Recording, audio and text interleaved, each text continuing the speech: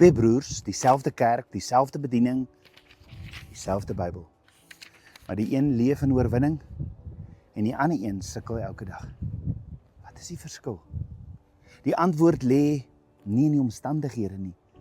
Dit lê in ons gedagtes. Spreuke 23 vers 7 sê, soos 'n man dink in sy hart, so is hy. Jy sien, voordat enige sonde ooit gedaad word, was dit eers in 'n gedagte. En eendag, wanneer Yeshua kom, sal hy die verborgde dinge in die lig bring. Die motiewe van elke hart sal geopenbaar word. Lukas 8 vers 17 en 1 Korintiërs 4 vers 5. So dit gaan nie net oor wat jy gedoen het nie, dit gaan oor wat 'n gedagte jy toegelaat het om wortel te skiet. Is dit immoraliteit? Is dit bitterheid? Is dit wraak, gierigheid? As jy dit koester, koester jy 'n sonde. Maar hier is die goeie nuus. Jy is nie magteloos nie.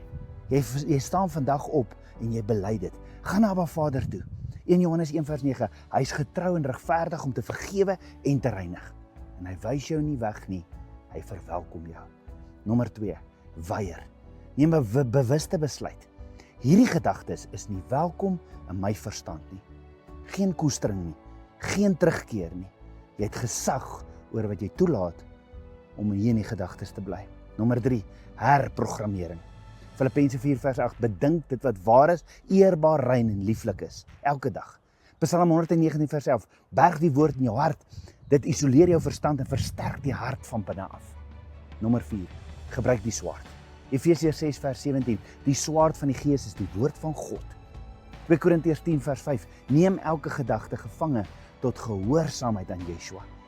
Nie net verdediging nie, innerlike oorwinning. Nommer 5. Vermy soos Job. Sluit 'n verbond met jou oë, jou ore en jou sinne. Moenie jouself blootstel aan dit wat jou gedagtes na donkerte toe trek nie. Nommer 6.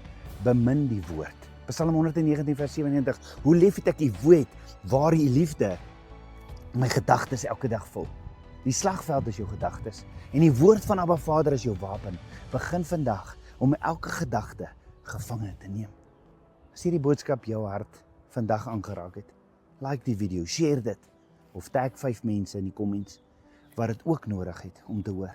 En staan 'n kans om hierdie week die boek Yeshua uit slawerny te wen. En onthou, staan op, jy is geroep vir 'n tyd soos nou.